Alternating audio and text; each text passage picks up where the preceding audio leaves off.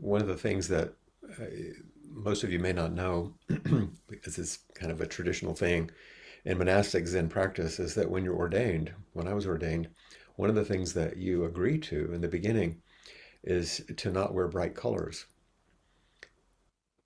especially when you're a novice in the beginning. You only wear black and very, very muted colors. And so when I put on this shirt today, which I did for a very specific reason, I remembered what happens in part of the ordination ceremony where you um, let go of those things. And the bottom of the shirt even has more. And that'll be a mystery why I'm wearing it until I offer my comments. So we'll hold that for now. But that that gets us moving. So let's enjoy our sitting together.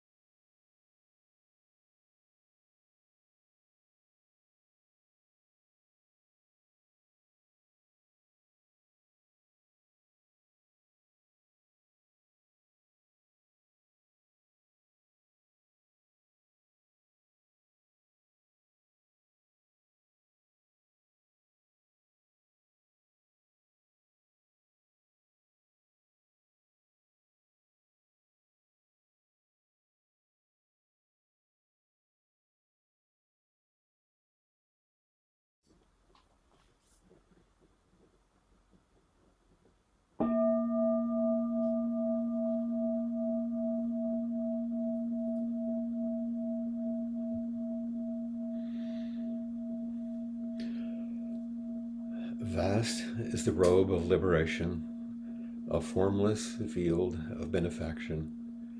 Wearing the universal teaching, I realize the one true nature, thus harmonizing all being. Vast is the robe of liberation, a formless field of benefaction. Wearing the universal teaching, I realize the one true nature, thus harmonizing all being. Vast is the robe of liberation, a formless field of benefaction. Wearing the universal teaching, I realize the one true nature, thus harmonizing all being.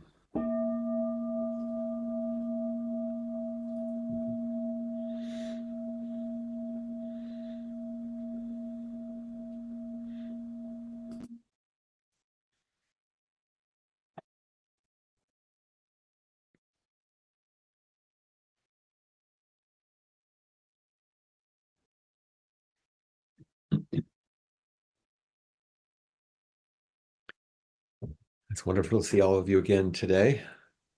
We've survived the week thus far. And as always, as I was reflecting on what I might offer today as an invitation for our inquiry and our practice, I remembered a quote from Zen Mind, Beginner's Mind. Most of you, almost all of you, I'm sure, have seen or read it, maybe more than once. Suzuki Roshi's collection of edited talks. They're very short paragraphs or chapters, and one of them is entitled Single-Minded Way. But I didn't remember the title. What I remembered is the quote, because there's always a little phrase underneath the title that points to the essence of each of the chapters. And the quote that I remember that falls under the title Single-Minded Way is, even if the sun were to rise from the west, the Bodhisattva has only one way. So this is my sunrise shirt, so that's why we wear it today. We've had a bit of darkness this week, so sunrise. Even if the sun were to rise from the west, the Bodhisattva has only one way. And then this morning, as I was going over my notes just to make sure I was sort of ready, I also, as we all do, check my email. And there was a weekly email that comes from a list from the Buddhist peacemakers. And the title of the post from the Buddhist peacemakers was, Still the Sun Rises. It's like, oh, there's something here. Even if the sun were to rise from the west, the Bodhisattva has only one way. No matter who wins an election, the Bodhisattva has only one way. Even if events turn in unexpected or shocking directions, the Bodhisattva has only one way. When deeply disappointed, the Bodhisattva has only one way. When absolutely thrilled, the Bodhisattva has only one way. Our practice edge and what's offered there at the edge isn't characterized by consolation or congratulations. What we mean in practice is curiosity and care, the Bodhisattva's only way.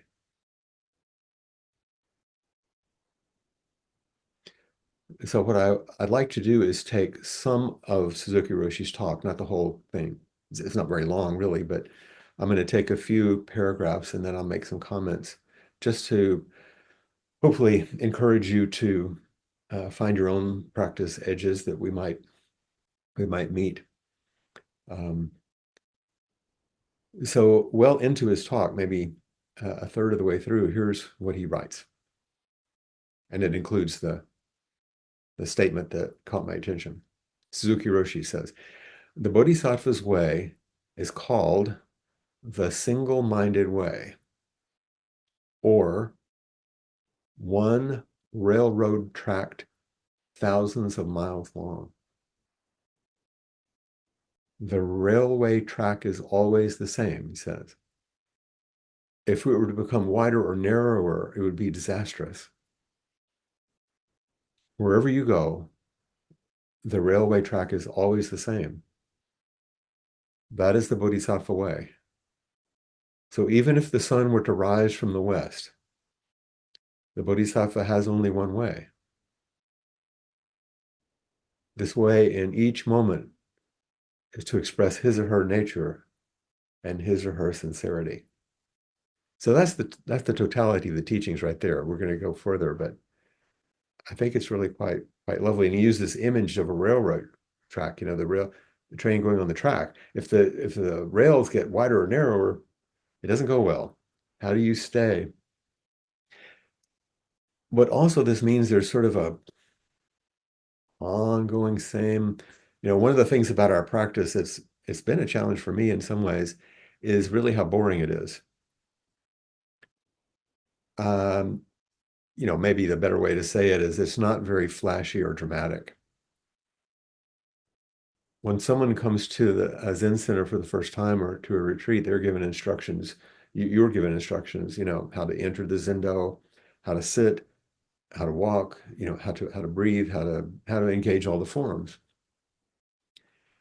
And the instructions that are given on that first day are the beginner's instructions. But they're also the experienced student's instructions. And they're also the guidelines for advanced practitioners, because that's it. It's all the same. It's everything. Everything moves in the simplicity and the silence and the steadiness and the stillness. That's what Zazen holds. And it's not very flashy and it's not very exciting. There aren't grand visualizations or many, practices that are esoteric to do. It's very, very simple. But as people sit, usually there's another question that comes. It's like, okay, now what? What's the next thing? And as some of you heard me say, a Zen teacher, Sherry Huber, in one of her books of questions and answers, one of the first questions is, well, the title of her book on questions and answers on Zen practice, the title of the book is Nothing Happens Next. That's the name of the book. Because on the surface, there doesn't look like there's too much to this practice. It's not all exciting. It's just the same old thing. Just sit and be present and appreciate your life. But I say, just sit, just be present, just appreciate your life. But that's also the advanced course. It's pretty ordinary and pretty astonishing and deeply transformative.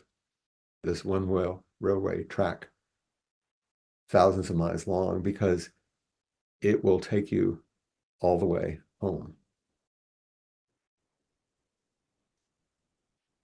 But what we've seen lately in the public sphere, of course, is quite different. We see that drama sells and hate and fear motivate. And we know that suffering invites more suffering and pain mobilizes people. This is, in Buddhist parlance, this is Mara, or the devil, or the tempter, or these energies. I don't mean people, the energies. Here are three insights from Stephen Batchelor, because his wording is always so beautiful.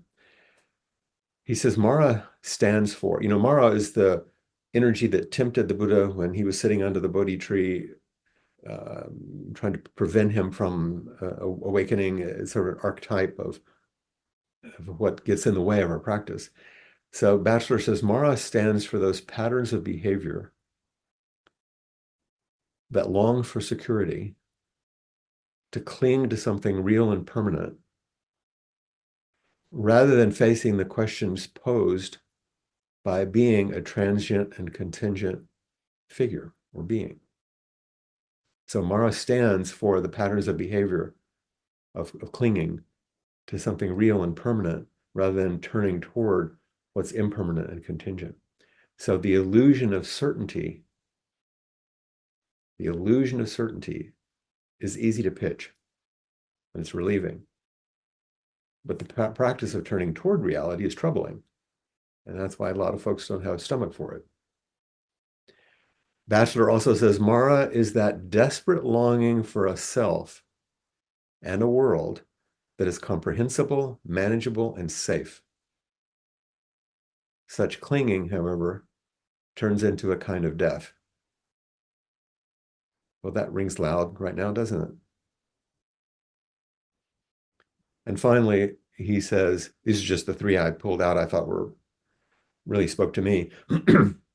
He says the devil is conquered, he uses that word in this case, not by forcibly expelling him, but by understanding the strategies and seeing through the charade of invincibility. Existential insight into the nature of Mara is the key to freeing oneself from his grip. Well, this is the task of waking up. You don't do it by turning away, but by understanding the charade of invincibility and the strategies. And this is what we have to do. You know, the wonderful Christian philosopher and theologian Paul Tillich, he said the demonic is the elevation of something conditional to unconditional significance. That's a little philosophical. So the demonic is the elevation of something ordinary to something, sublime or whatever. Each time something contingent and permanent is raised to the status of being something necessary and permanent, then Mara comes forth. We've created a devil. And where that stuff comes forth, whether that's an ego or a nation state or a religious belief, the result is the same.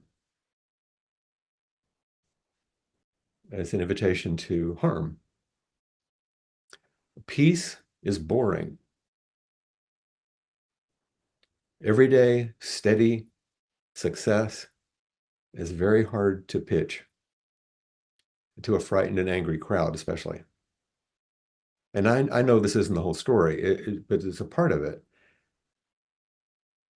And again, our practice remains the same: steady, wholehearted, honest, flexible, responsive and kind, powerful and clear. One railway track, 1,000 miles long. So back to Suzuki Roshi.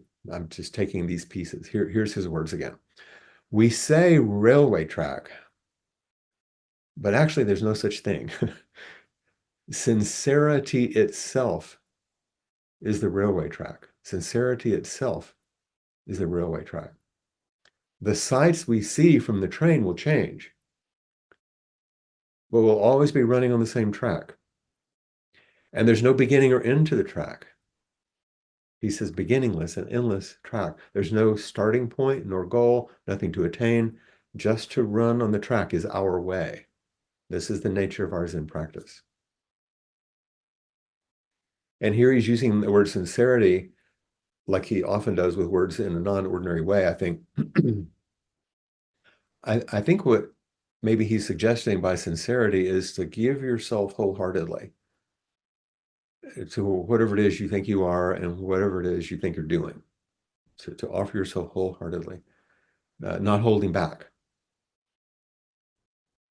There's no need to do something, super special or extraordinary with your life, but just meet each moment and each task with an open heart, or with a whole heart, maybe. And this is the way to begin to realize what sincerity really means, just giving yourself to who you are and what you're doing. So you flow along the one track, and the scenery keeps changing, but it's basically the same track. It's the same ride, the same life. No matter what scenery comes by, or the weather, or the other passengers, because the train holds everything and everyone. The track is maybe kind of like a thread that goes through all the different states of mind that come and go, all the experiences that come and go.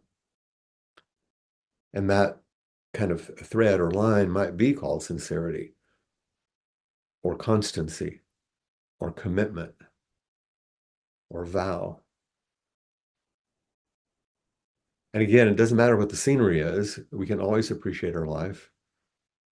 Um, whether you're passing, beautiful mountains or a vision of the ocean from here or through dark, abandoned parts of a decaying city, it's possible to find the beauty. And this is how you know you're on the track. We're always on the track, really. I mean, you can feel the movement. You can feel ourselves in connection with the train and the track if you pay attention. That's why we sit. And we can feel our life in the midst of it all.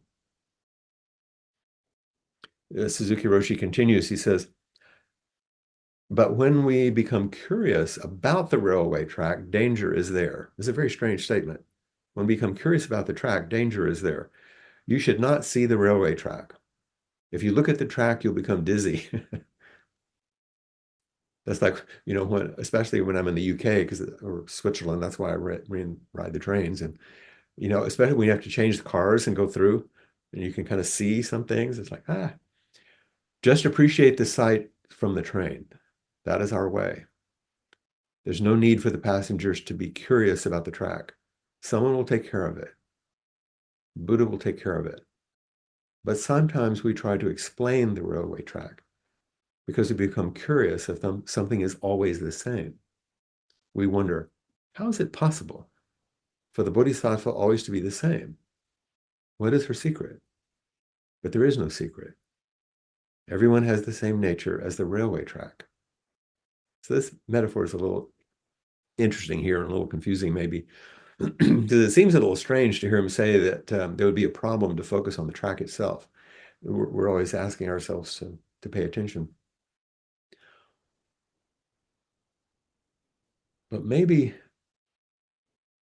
we're not supposed to understand our lives in the way we think we should. Maybe it's not what a life is for or about. We might have a narrative about our life, we can tell, a timeline, and we can line up all the events that happened to try to understand it. And we have stories along the way which help us remember and piece together so it seems coherent to understand it. And we can get all of that, and it's really useful.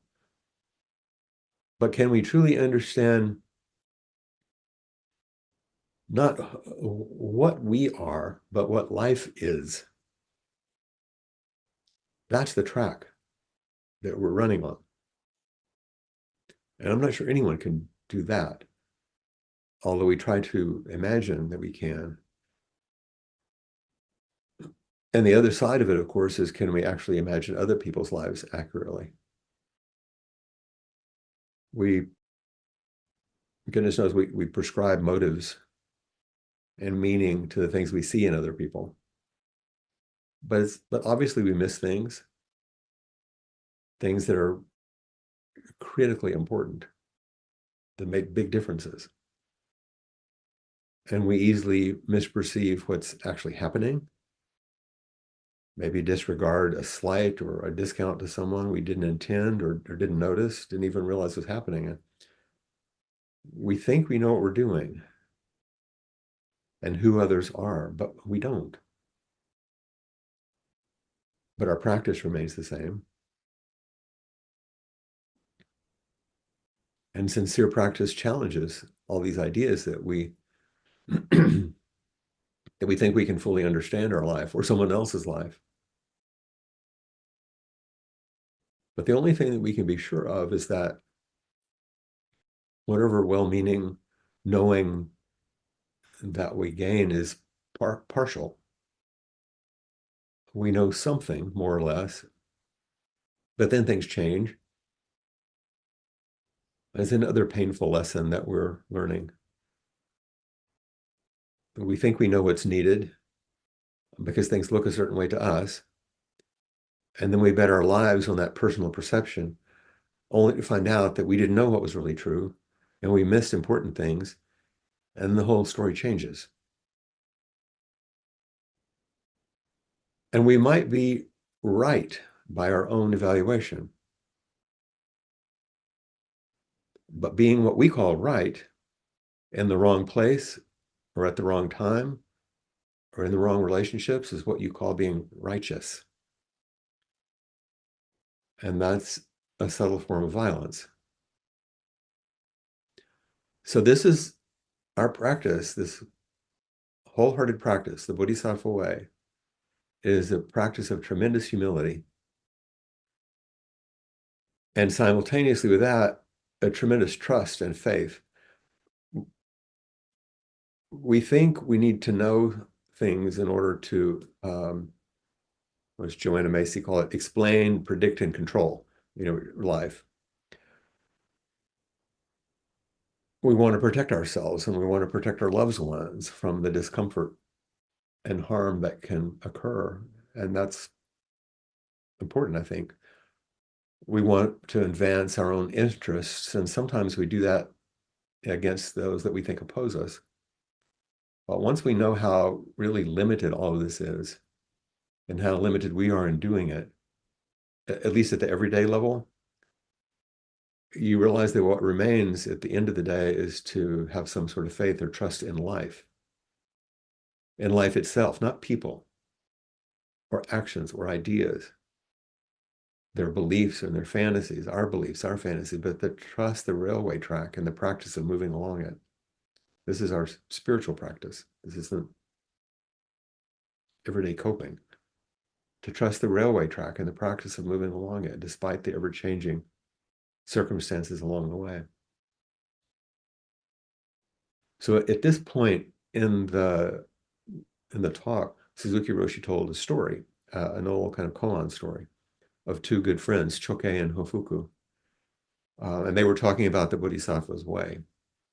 And here's the way Suzuki Roshi told the story. Chokei said, even if the Arhat, in other words, an enlightened one, were to have evil desires, still the Tathagata, the Buddha, does not have two kinds of words. I say that the Tathagata has words, but not dualistic words. And Hofuku, his buddy, says, even though you say so, your comment is not perfect. And Chokei asks, well, what is your understanding of the Tathagata's words? And Hofuku says, we've had enough discussion, so let's have a cup of tea. And Suzuki Roshi says, Hofuku did not give his friend an answer, the guy who said, let's have tea, because it's impossible to give a verbal interpretation of our way. Nevertheless, as part of their practice, these two good friends discussed the Bodhisattva way, even though they did not expect to find a new interpretation. So Hofuku answered, our discussion is over. Let's have a cup of tea. So that's the end of what Suzuki Roshi was saying in terms of this little story. And I think the beauty of the story is that the two friends are saying that even if an awake person, a Buddha, or you or me, in moments of awakening,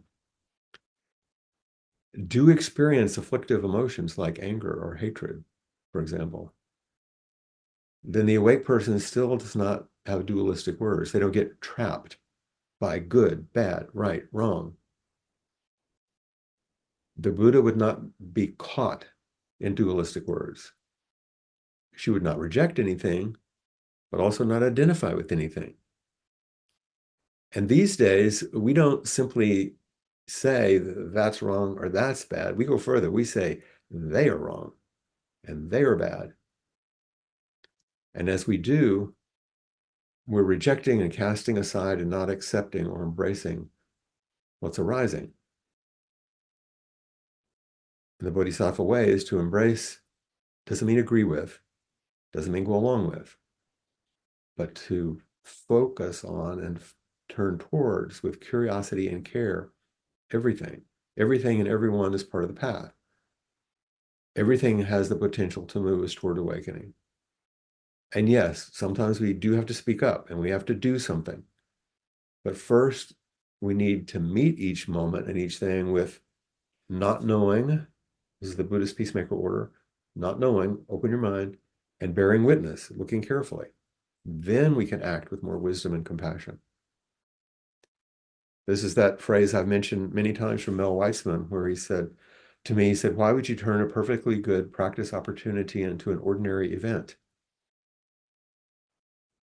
Why would you turn a perfectly good practice opportunity, in other words, everything, into just an ordinary event? Everything is possible. And we all have difficult emotions, afflictive emotions, painful emotions. And many of us have had a bunch of those recently. And every afflictive emotion, every dark thought that we're willing to embrace and get to know will bring us closer to the heart of the matter and closer to our actually lives and closer to each other. When we're able to be present to meet what arises with curiosity and with care, more options are available and experience can ripen into goodness, or at least possibility. And the warmth and somewhat fierce sometimes glow of our presence as we move along the railway track. Again, I know you're thinking this stuff, so this approach doesn't mean there's no good or bad. It doesn't mean that there aren't distinctions to be made. It just means that the distinctions we make are best grounded in wisdom and compassion. You know, bodhisattvas have boundaries. You know, and remember the Shinchen Ming starts out, the great way is not difficult for those who are unattached to their preferences. If you want to realize the truth, don't be for or against. The struggle between good and evil is the primal disease of the mind. Can you imagine that perspective being offered in the current political climate? And then later in the poem, it says, don't keep searching for the truth, just let go of your opinions. It's like, what? Okay, welcome back.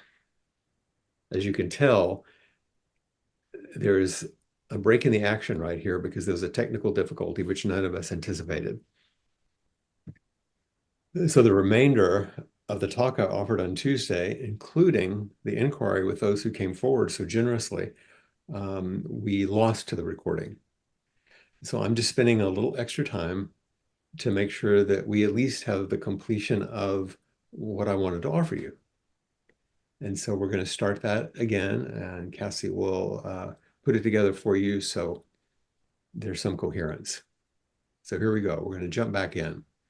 And the place that I ended was a section in which I was echoing some phrases from the poem of the third ancestor in the Shinchen Ming. The great way is not difficult for those who are unattached to their preferences. In this case, our preference was that the recording continue, but this, we have to not be attached to our preferences. It goes on, if you want to realize the truth, don't be for or against. The struggle between good and evil is the primal disease of the mind. These are sentences which describe a perspective. And I asked myself, could I imagine that perspective being offered in the current political climate about not being attached to one's preferences, not being for or against? The struggle between good and evil is the primal disease of the mind. This is sort of strange. In fact, further on in the Shin Ming, it says, don't keep searching for the truth, just let go of your opinions. And it seems like we've been in a wash in opinions lately. So when you hear this, it's like, what, really? But our phrase for the day, even if the sun were to rise in the west, the Bodhisattva has only one way. Now we have to remember, and this is a tough one, that there's always another side to every conditioned phenomena because everything is so multiple in its origin. And that's just the way it is. There's always another side. There's always another position you can consider. It's like my friend DeWitt Jones says sometimes, there's maybe another right answer. Whatever we say, whatever we think, whatever we see or feel, it's always limited. And there's always more to the story. every side, any position is going to contain some truth, and no side is going to be totally right or totally wrong. That doesn't mean there aren't definitely weightings. But if you can live in such a way, understanding what it means to have a larger view, knowing these things, understanding that this is the way life is, if we can speak to each other in this way with this awareness, then life is going to be different. It's going to be a different way of being in the world. And this way of being is not like some new philosophy or a political position. This is really important because it allows us to not only see, but kind of embody the reality from the koan that we just talked about seeing life without two kinds of words. Remember they said the Tathagata, the Buddhas, without two kinds of words, seeing life whole, seeing life as inclusive, a perspective that's open. And in this case, we become much more tolerant and very accepting and very loving and very kind, but not a doormat, very clear and decisive and powerful in our caring attention. So it's a comment about how to embrace life, not pushing it away, not trying to manipulate it, not trying to collapse in the face of it. This is an active embrace. More from the Shin Ming.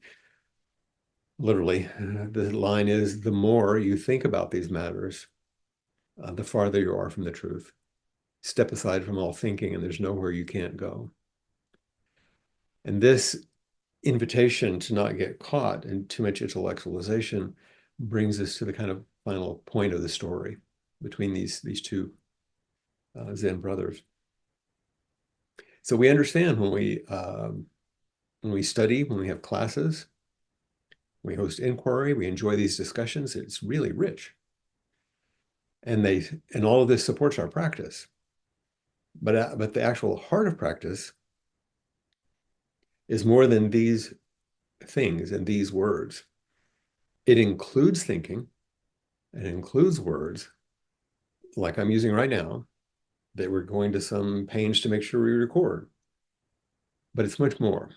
The two monks in the story talk a bit like this, they discuss, but then they conclude and say, well, okay, we've discussed it for a while, that's the end. Let's have a cup of tea. Like, class is over, that's enough. Let it go. Just like the election. The election is something we tried to understand and navigate, but now it's over. More will come, and we best turn our directions there. And we're asked to continue our practice with sincerity, even though the sun has come up in the west, it seems.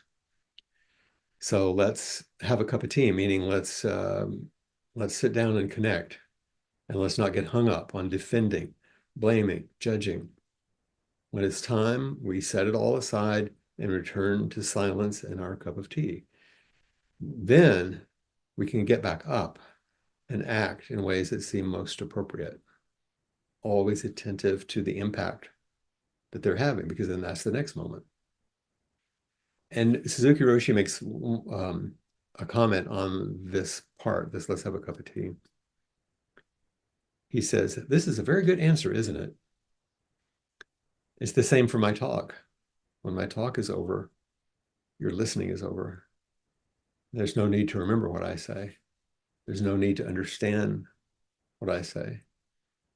You understand it. You have full understanding within yourself. There is no problem. So I hope we can appreciate that this is the current social and political context that I'm attempting to point to today. We do not have to deny our own experiences following this election. You may feel confused and perplexed by what has just happened. You may be horrified. You may be grieving. You may be happy and are celebrating. Or maybe you just don't understand any of it. But whatever, you're going to have to turn toward whatever you're experiencing and step back from it and witness the arising. We cultivate a witness in practice in order to unblend, to get some space, and turn toward what is arising, not turn away from it or try to get rid of it.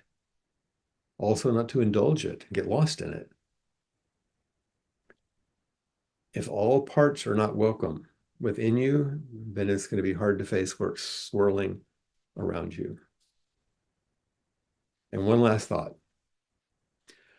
Our practice remains the same no matter what the situation, no matter what the outcome of any election, our single-minded way of bodhisattva practice, because this practice is not designed to offer us solutions to political or social problems we face, not even personal problems, actually. That's not what our practice does. It can't do that, and it won't do that. But continuous practice does shape us over time in profound and deep ways, so that we are the kind of people who can make a difference when we're faced with the shifting winds and unstable ground of political and social life. It won't give us the answers. We'll be the kind of people who can find answers in a wise way, in a compassionate way. Our practice is not characterized by consolation or congratulations, but by curiosity and care, because that's the Bodhisattva's only way.